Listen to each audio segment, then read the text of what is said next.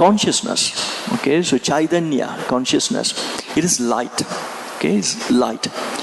Light has one quality which is like it reveals. Light reveals, light illumines. Like sun is also light. It is illumining. It is bringing that light onto other objects.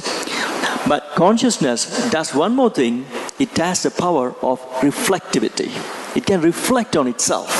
Okay, so that is the light of Shankara.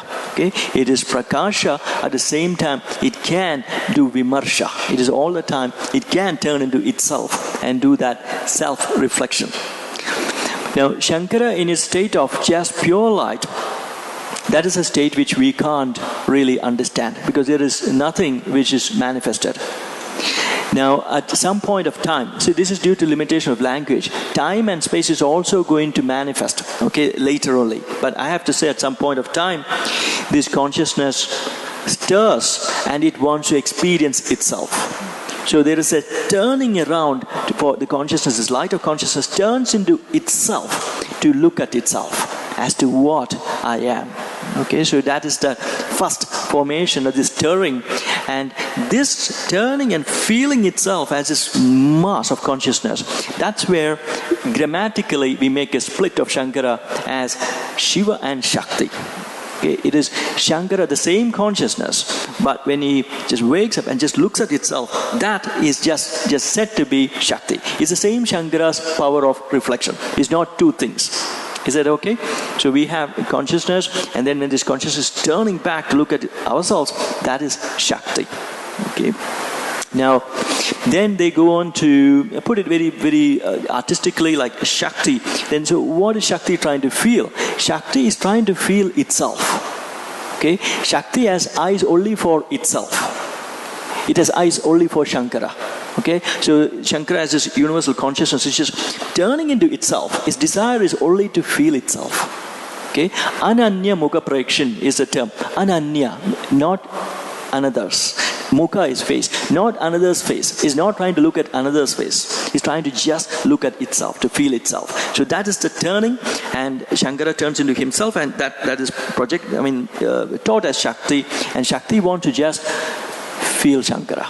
Okay, and then they kind of, the tantrics put it in a kind of a romantic way. A romantic is putting it lightly. So it's like their embrace, and this Shakti and Shiva completely like embraces. Okay, it's trying to feel itself, it's feeling itself, and Shakti really feels this fullness of Shiva.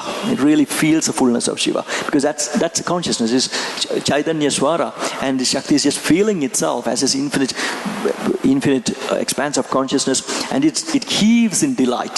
Okay, and it's this heaving of delight that is starting to bring up this spanda quality. This pulsation starts to come. Okay, so replenished in its own delight, it swells in that bliss, in that joy, and it is from this pulsation then that emanations start to happen.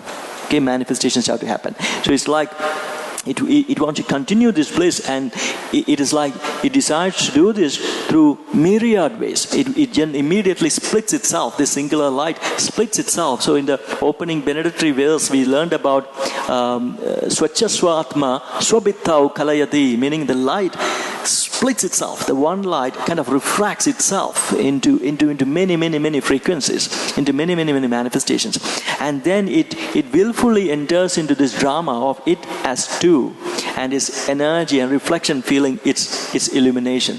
So everywhere, that's what they are saying is happening.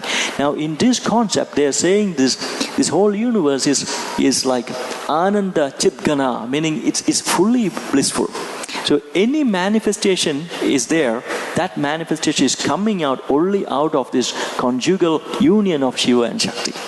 So anything which is coming out is out of that bliss of union. So they say bliss is everywhere.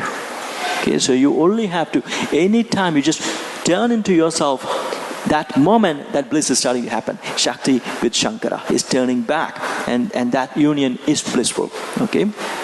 So it's saying that bliss is never far away. You only have to look back at yourself. But then we have to also learn about the 36 tattvas. It really projects out and projects out and projects out and come to our level, which is the gross 5 elemental and the organs of perception action level. Now what happens is this Shankara also is split as his light, and we are all these fragmented lights. Okay, all Shankara and Shakti. Okay, and we are also doing the same thing.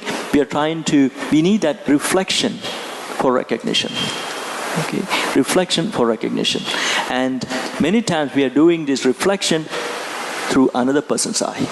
Okay, so everybody is a mirror. So we are looking at each other. Ananya Mukha Prakshan. We are not looking at anybody else. We are trying to connect to ourselves.